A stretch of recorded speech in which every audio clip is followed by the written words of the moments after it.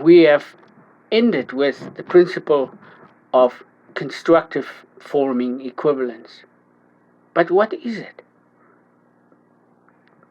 It subsists in the depths of the internal intellectual life and the constant active renewal of the contemplator, the perceiver former. We use this term because it is a creative term. Everybody has this, possesses this creative aspect that is universal amongst humans. So this principle exists in the active intellectual life and the active renewal of thinking, working out of your own theories, your own assumptions about the world, and so on and so forth, over time. But what is it saying about this internal forming? Isn't there now an interior psychological boundary that exists in our external perception, in sensible intuition? Isn't there now an internal projective psychological bridge, the essence of the principle of constructive forming equivalence, which we say, whose internal forming occurs across summa cognitio, the total sum of the learning, experience, and empirical knowledge of a person. There is this bridge, the inner door, across which this simple internal projection unfolds in the mind of the understander, of the learner. Our relative exterior world experience and the structures that we build, the theoretical structure that we build, are changing through time. Our nature forms all the time, new forms, the destruction of the old, the birth of the new. It's a very ancient concept. Our past knowledge always is enfolded in a greater principled idea. This new moment, this new idea, is what progresses to the future. Always advancing and always riding on the back of this kind of inwardly wrought discovery. Such principles, it is evident, they bring in their unfoldment, upheaval, the overthrowing of the old system. They bring a resistance to change with them. Our beautiful physicists say elsewhere where that something about mediocre minds. They don't grasp the significance of principles. And so they reject, essentially, they kick against the new, hanging on to the familiar, the rear view mirror. This brings us to the discovery of our thinkers. This, shall we say, mode of discovery and its inmost simple inner unfoldment of understanding and insight are, we posit, what the mathematician Einstein is referring to in his Herbert Spencer lecture. But we will let these men do the talking themselves. Einstein said this of free invention, discovery, and pure thought, and the established theoretical structures of his day at Oxford University.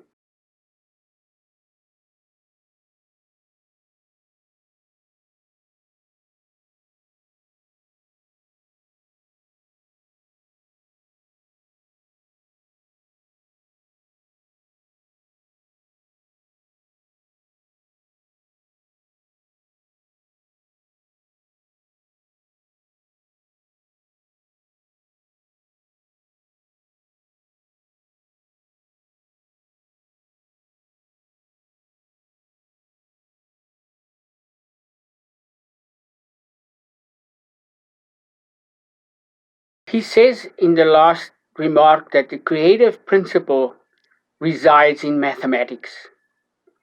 In a certain sense, the creative principle, take note of what he's saying. Let's not skim over what he's saying. The creative principle resides in mathematics. In a certain sense, therefore, I hold it true that pure thought can grasp reality as the ancients dreamed. Now, in the first part, he said something equally interesting. How can we ascertain what facts are in a world of illusion? Grasping reality. Now, that is the playground of the discovery of principles. Now, that brings us to the contemporary work of Professor John Norton of Pittsburgh University. He says this of Einstein's discovery. Einstein did not develop his later Platonism from a priori reasoning, the rearview mirror, or aesthetic considerations.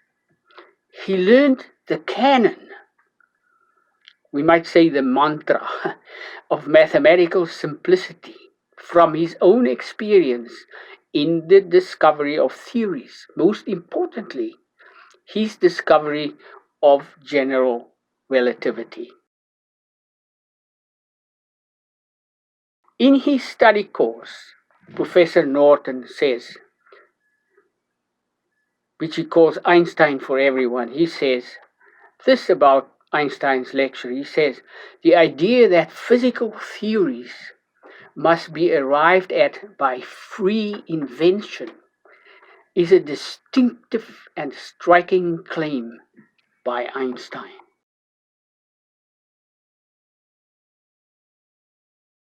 Now, Einstein had more to say about his principle of discovery. He says these things must first be discovered before conclusions can be drawn. And with reference to this, he says, there is no method capable of being learned and systematically applied so that it leads to the goal. Our rule says there are no external rearward-looking references for this internal forming discovery. This brings us to the physicist Wolfgang Pauli of the Pauli-exclusion principle. He says that he holds the hope that no one maintains that theories are deduced by strict logical deduction from laboratory books, a view that was quite prolific in his time. Not so long ago,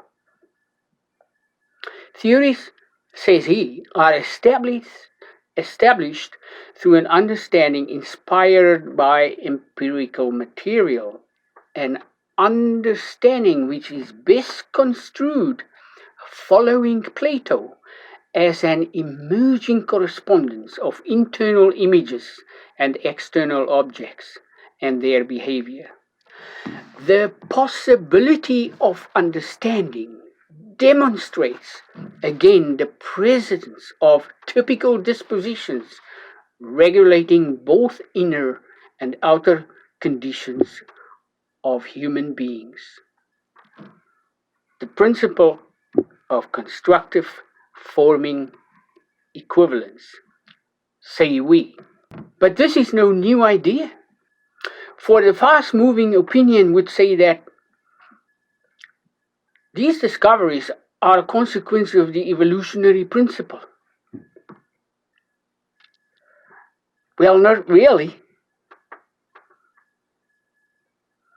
The idea that existing a priori knowledge, philosophical and theoretical structures are incapable of producing a discovery of principle in themselves is no new idea. On this very subject of Platonic simplicity, we found this commentary harkening back 1500 years prior to these men and their canon of mathematical Platonism and its simplicity. Our philosopher of the 450 AD speaks of an inward-looking discovery and real intellect. And this intellect is in Plato's theory a wholeness that is the governor of the higher internal forming and convertive aspects of the unfoldment of the external world. Proclus says this in his letter to Theodorus the Mechanist.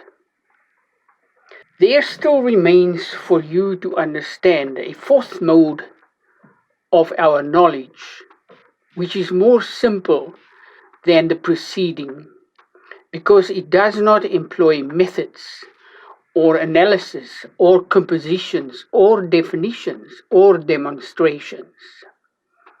That is to say, the definitive, divisive, demonstrative, and analytic arts. These were philosophical methods of the time.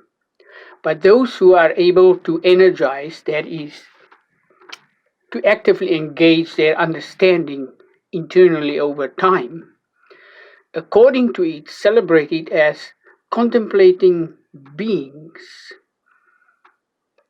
by simple and, as it were, self-visive internal projections. And they add that they venerate it as intellect and not as science. Or have you not heard Aristotle in his demonstrative treatises say that the intellect which is in us is our most excellent part, and is that by which we know terms and boundaries?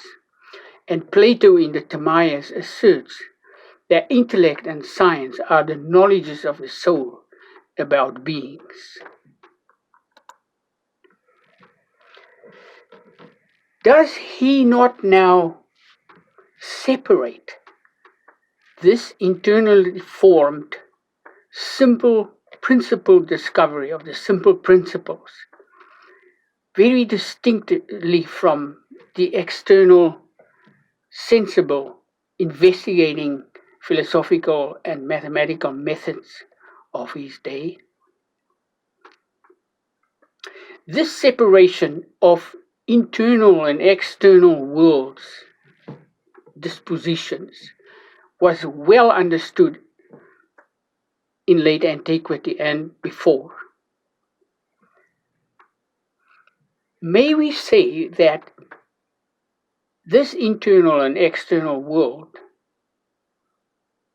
in which the perceiver former and his frame of reference is the very essence, is internally bridged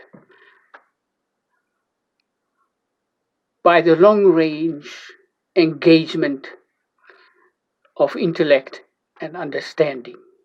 But isn't this now interesting? It seems that our rule that we have posed in our first video, that there are no projective, external intuitive references for free discovery, free creative and internal discovery of the most principal ideas that would advance our knowledge. Isn't this now holding across all this time? How could such a thing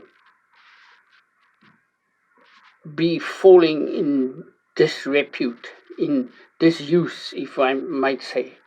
How could such a beautiful internal notion of the soul fall away from science across this time?